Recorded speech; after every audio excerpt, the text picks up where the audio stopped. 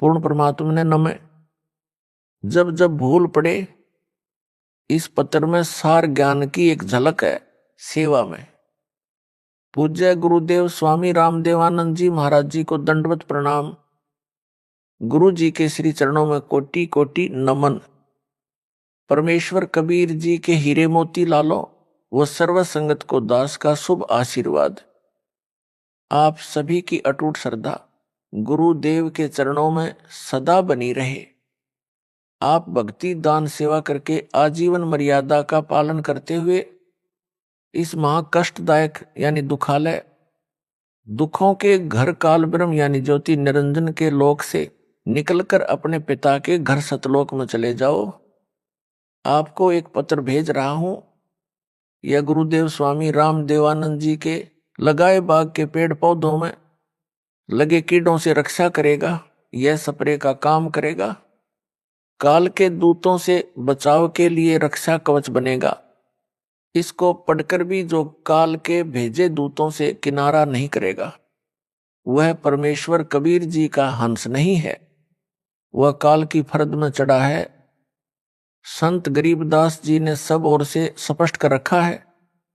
कहा है कि गरीब सटदल दोनों दिन का दिल में दोष ना धार। सतगुरु का कोई एक है काल का भरा संसार।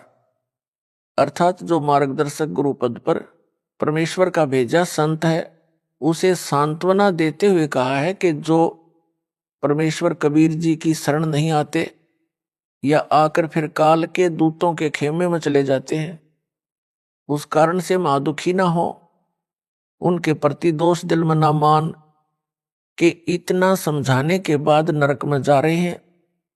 जो 60 दल यानी जो 6 पंथ हैं, उस समय तक अन्य पंथ नहीं चले थे। गिरी पुरी नाथ वैष्णव आदि आदि तथा दोनों धर्मों हिंदू तथा मुसलमान के व्यक्तियों को काल ब्रह्म ने जकड़ रखा है। ये सब काल की फर्द में चढ़े हैं। सतगुरु का तो कोई कोई हंस यानी भगत तथा भगतमती है, वह दृढ़ रहेगा। सर्व संगत के लिए यह पत्र संजीवनी से कम नहीं है। इसको महीने में या जब इच्छा हो अवश्य सुनते या पढ़ते रहना है। इसको नित्य पाठ की बजाय मासिक पाठ समझकर जब इच्छा हो अवश्य पढ़ना या सुनना है। यह रोग प्रतिरोधक जड़ी यानी काल के प्रभाव को रोकने का काम करेगी। अपनी भक्ति क्रियाओं पर दृढ़ विश्वास बनेगा। विश्वास के बिना भक्ति सफल नहीं होती। आशा करता हूं जो काल के दूतों के जाल में फंसे हैं, वे भी पुनः विचार करेंगे, अपने निज घर की सुध लेंगे, जीवन की रक्षा करेंगे और अन्य सुरक्षित रहेंगे। हे मानव शरीर प्राप्त प्राणियों, आपको अनमोल अवसर मिला है अपना कल्याण करवाने का। सब सद्ग्रंथ तथा सब पहुंचे हुए संत यानी परमात्मा प्राप्त संत तथा स्वयं परमेश्वर कबीर जी बताते हैं, जो उनकी अमर वाणी में अंकित हैं कि मानो स्त्री पुरुष का जन्म दुर्लभ है, यह बार बार नहीं मिलता। जैसे प्रमाण मिलता है कागभूषण का, उसने यही बताया है कि मैंने अनेकों मानव जन्म बिना भक्ति के व्यर्थ किए। कुछ परिस्थिति ऐसी बनी जिस कारण से एक गुरु बनाया जो भगवान शिव का उपासक था।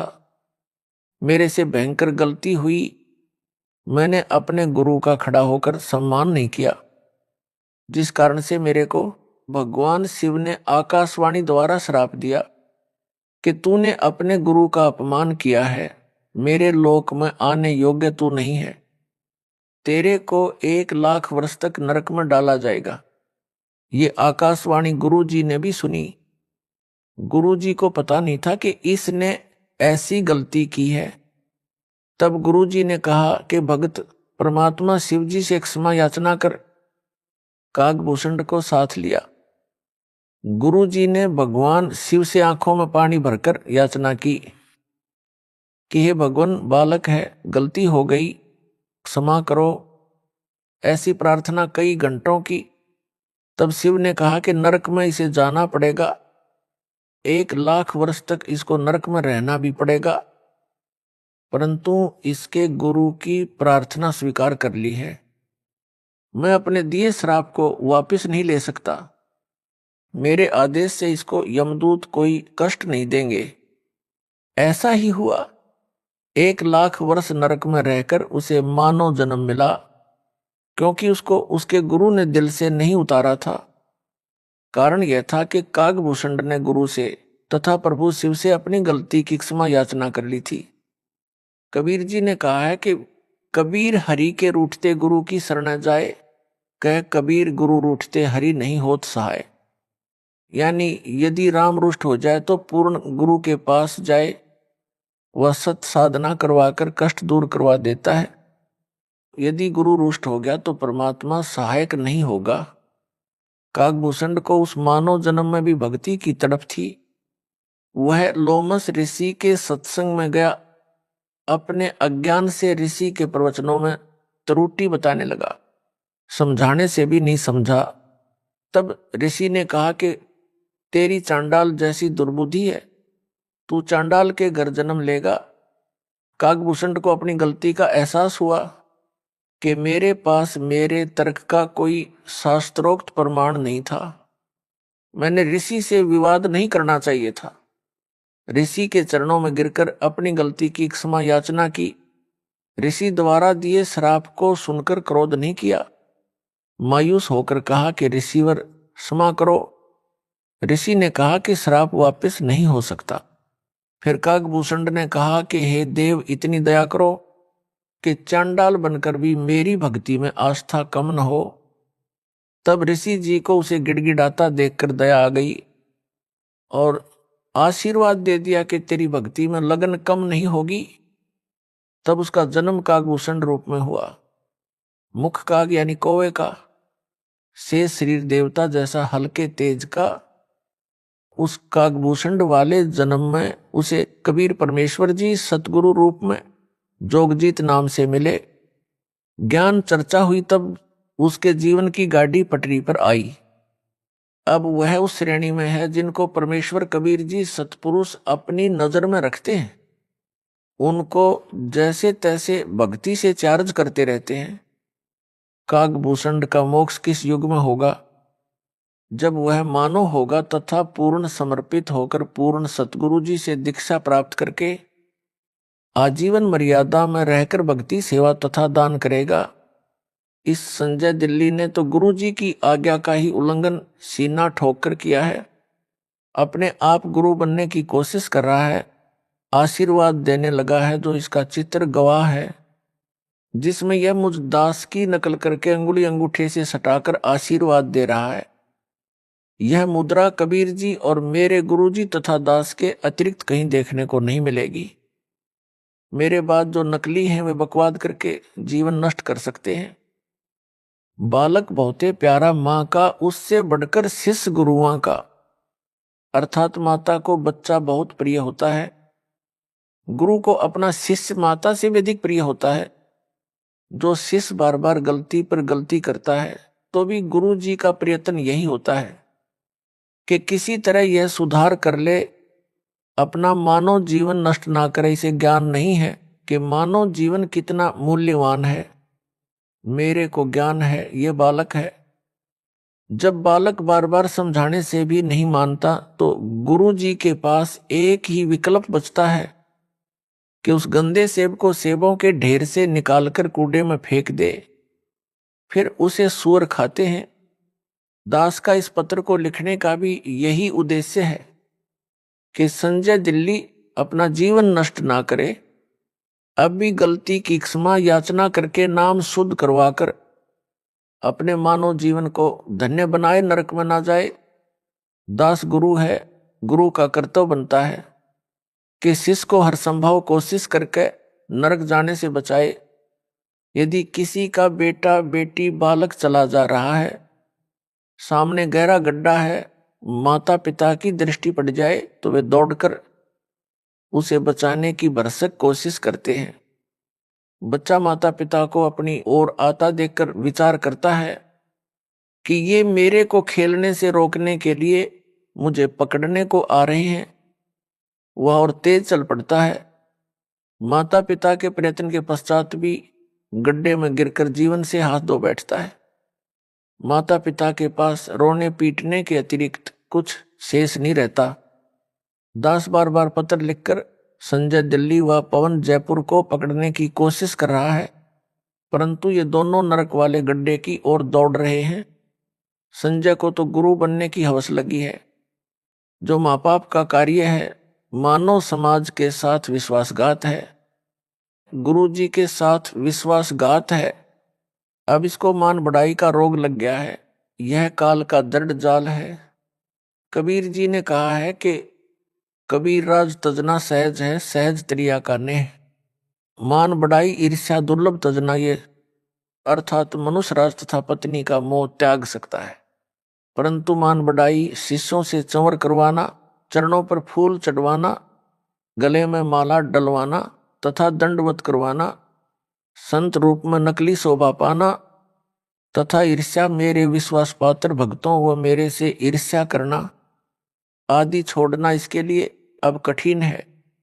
यदि यह सब छोड़कर अपना कल्याण करवा लेगा तो सचमुच महान है, विद्वान है। यदि क्षमा याचना नहीं करता है तो वास्तव में शैतान है। भोले भगत जो संजय दिल्ली से भ्रमित हैं, उनको भी इसी प्रकार विचार करना चाहिए जैसे उन भक्तों ने किया है जो इसके जाल से निकले हैं और वापस आकर नाम शुद्ध करवाकर अपना मानव जीवन नष्ट होने से बचा लिया है। दास ने पता करवाया कि जो भगत लौटे हैं उनसे पूछो कि कैसे समझ आई कि वह झूठा उपाखंडी है। उन्होंने बताया कि संजय दिल्ली कहता था कि मैं गुरु जी का सम्मान करता हूं। वो तो सही है, परंतु उनका भाई तथा कमेटी वाले गुरु जी से धोखा कर रहे हैं। जो दान का पैसा आता है उसे धर्म पर नहीं लगाते, अपनी जेब में भर रहे हैं। गुरु जी के लिए वकील नहीं कर रहे हैं। वे गुरु जी को बाहर नहीं आने देना चाहते। आप मेरा साथ दो, रुपए दो, मैं गुरु जी के लिए अच्छे वकील करूंगा, शीघ्र बाहर करवा दूंगा। हमने उस संजय को बहुत रुपए दिए, परंतु उसने कुछ नहीं किया। गुरुजी हिसार जेल में वह सत्संग करता था मेरठ में और कहता था कि जब तक गुरुजी को बाहर नहीं निकलवा दूंगा तब तक यहां मेरठ में हर सप्ताह सत्संग करता रहूंगा। उसकी ऐसी बातें अच्छी तो नहीं लगती थी, परंतु उसकी झूठ बहुत साफ सुथरी थी। हमारी बुद्धि पकड़ नहीं पा रही थी। जब गुरुजी का पत्र आया कि इसे पैसे ना दो, इसने 50 लाख रुपए भक्तों से वकील करने के नाम पर ठग लिए हैं तथा इसको यानी संजय को गुरुद्रोही घोषित कर दिया है। उसने यानी संजय ने कहा कि यह गुरु जी का पत्र नहीं है, उनके भाई ने झूठा पत्र उनके नाम से भेजा है। हमें पत्र में लिखी भाषा गुरुजी के भाई की नहीं लगी, क्योंकि हम आश्रम में जाते थे तो उनका भाई एक कमरे में बैठकर शंका का समाधान किया करता। हमने कई बार उनके पास बैठकर उनका ज्ञान सुना। ज्ञान वही गुरुजी वाला था, परंतु जो प्रवचन की भाषा गुरुजी की है तथा जो पुस्तकें गुरुजी ने लिखी है वह भाषा पत्र की भाषा से पूर्ण रूप से मिलती है, उनके भाई की भाषा से नहीं मिलती। संजय दिल्ली अब स्वयंभू गुरु बनकर आशीर्वाद देने लगा। यह बात हमें खटकी कि हमारा गुरु भाई हमारा गुरु कैसे हो सकता है। इसे नाम देने का अधिकार भी गुरुजी ने नहीं दे रखा। यह सच में ढोंगी व झूठा है। उसी दिन से इससे गलानी हो गई। हमारी किस्मत अच्छी थी कि हमने नाम शुद्ध करवाकर अपने को नरक जाने से बचा लिया। अन्य गुरु भाई तथा बहनों से भी निवेदन करते हैं कि इसके जाल से निकलो और अपने गुरु जी की शरण में दोबारा आ जाओ। इसे भी साथ ले आओ, इसको भी नरक जाने से बचाओ। स्वयंभू गुरु बनकर ये 100-200 का जीवन नष्ट करेगा, अपना तो कर ही रहा है। जिन्होंने संजय को आश्रम के लिए जमीन दी है उनसे निवेदन है कि इस जमीन को गुरुजी की आज्ञा लेकर नामदान केंद्र के लिए दे दे।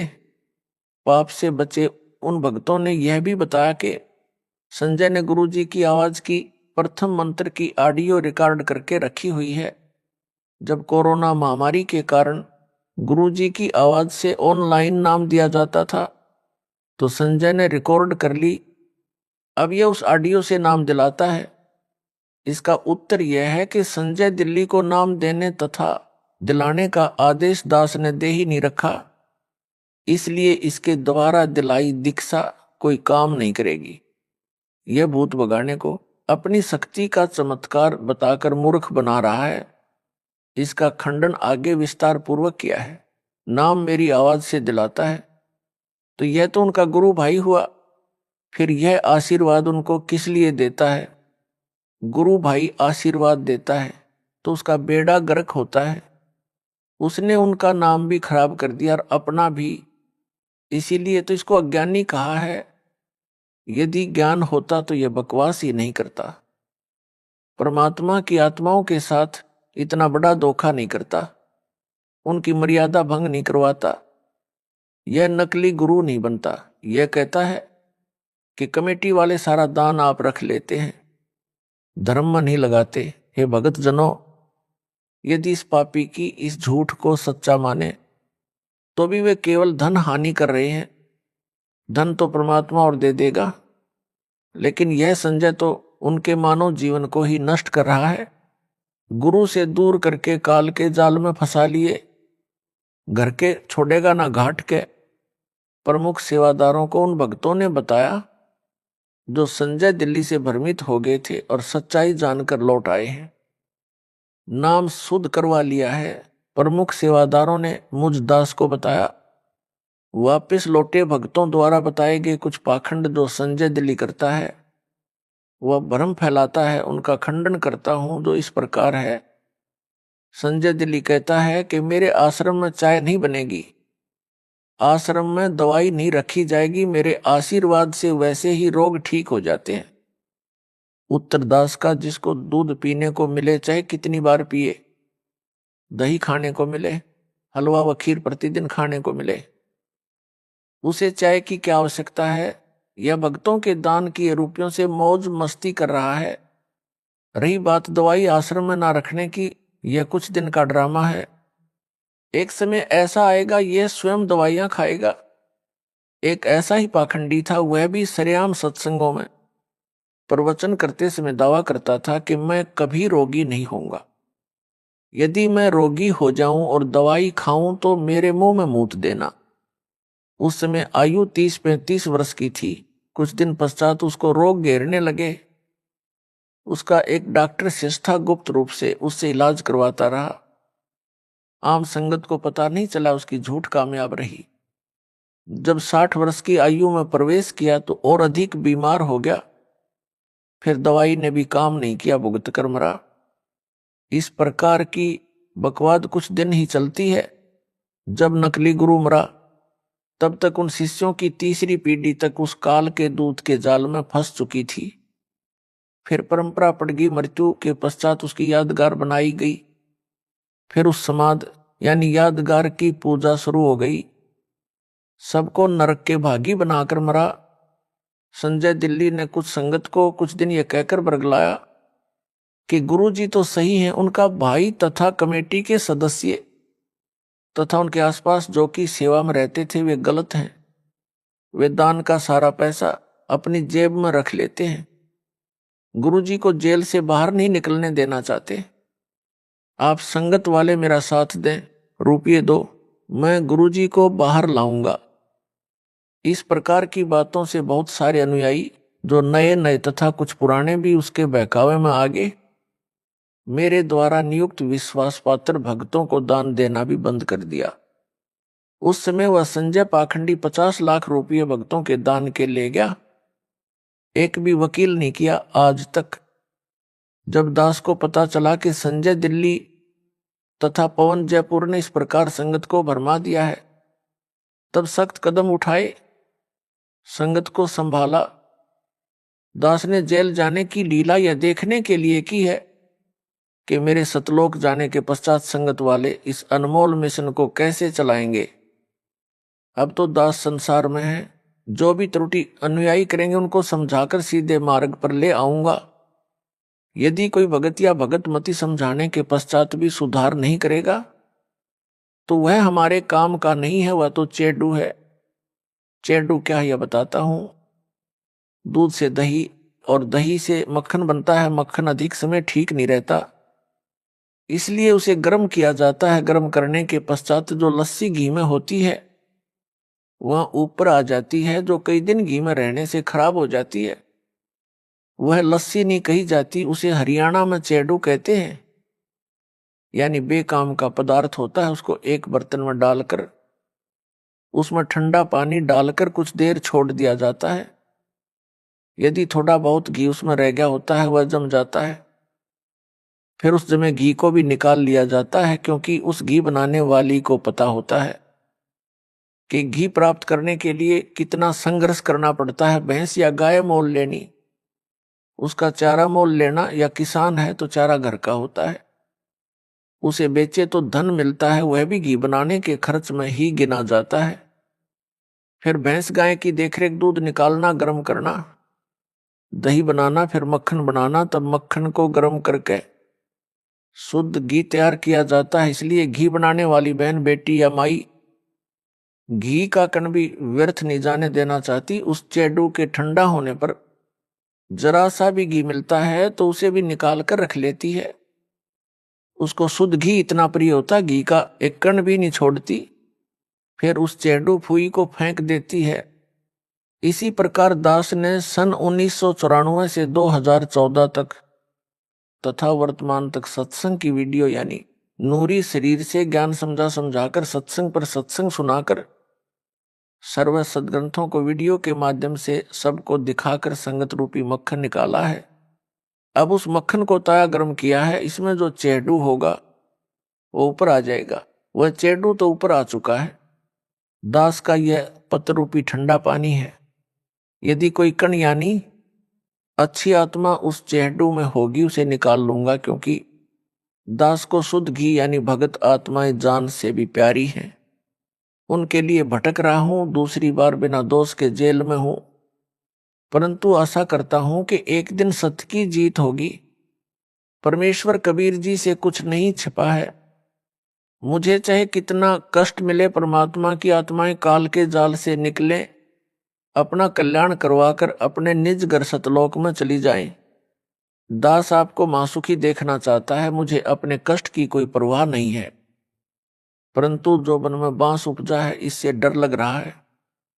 गरीबदास जी ने कहा है कि संगत माही कुसंगत उपजा, जैसे वन में बांस। आप घिस घिस आग लगाया करें वनखंड का भी नाश, अर्थात जैसे वन में अन्य फलदार व कीमती लकड़ी वाले पेड़ों के साथ साथ बांस भी उग जाता है।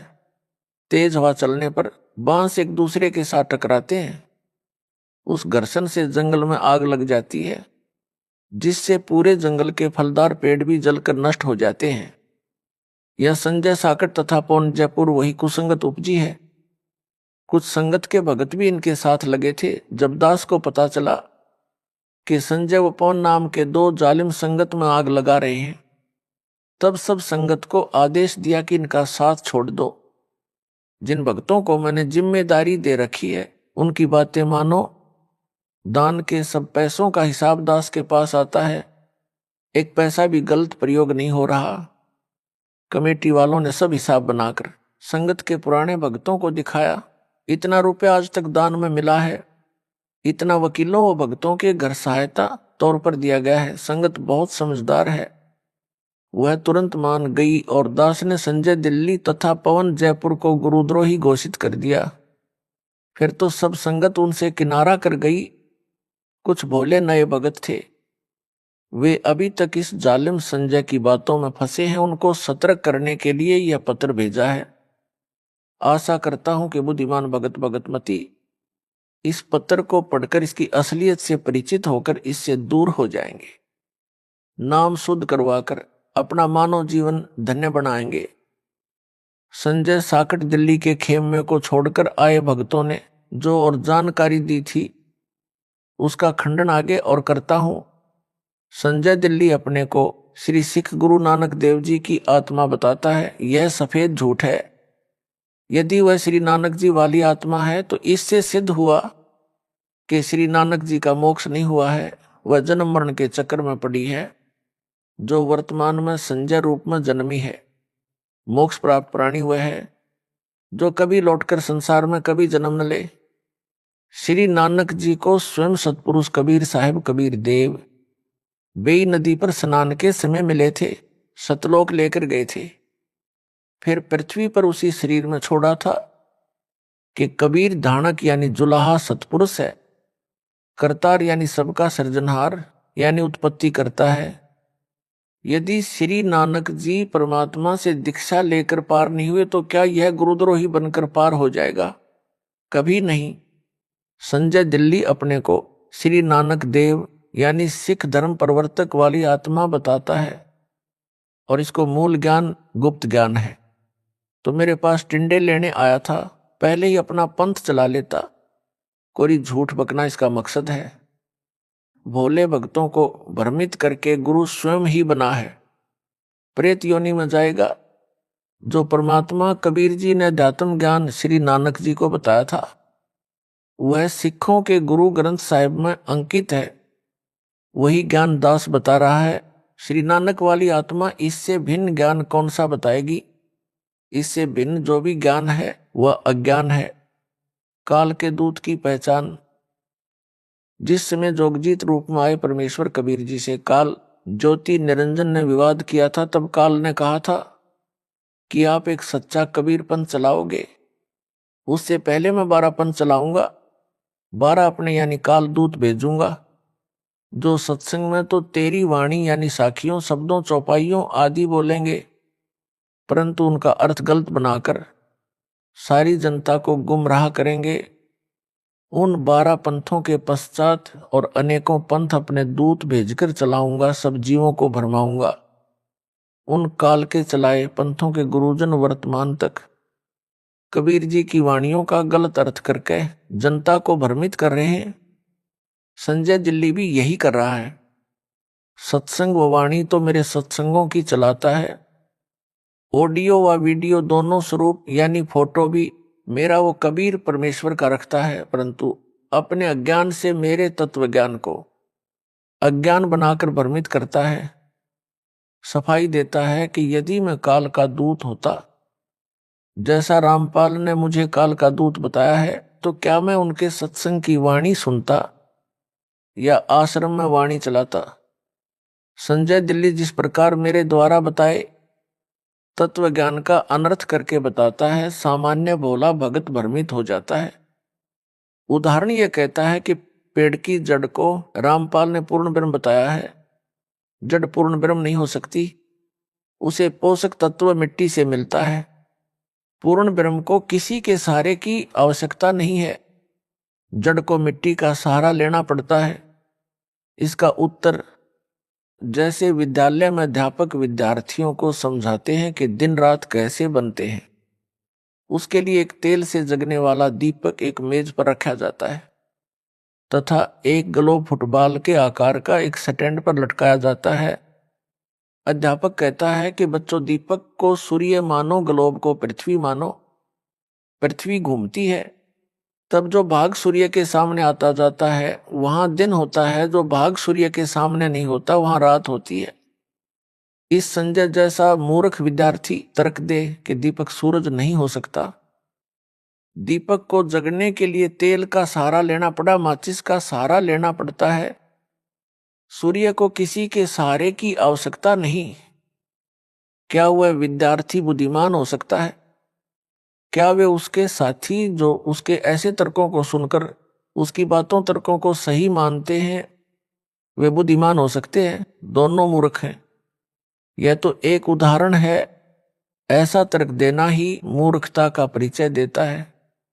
ऐसे ही गीता अध्याय 15 के श्लोक नंबर 1, 4 तथा 16, 17 में वृक्ष का उदाहरण देकर सृष्टि की वह समर्थ परमेश्वर तथा सब देवताओं की स्थिति समझाई है। पाठकों, इसका खंडन इसी पत्र में विस्तार पूर्वक आगे भी किया है, कृपया वहां पढ़े। आपको पता चलेगा यह कितना विद्वान है और कितनी बकवास बकता है।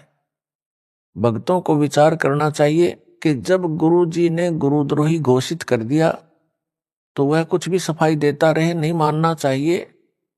यदि वह सच्चा सुच्चा होता तो दास उसे क्यों दिल से उतारता, क्यों उसे गुरुद्रोही घोषित करता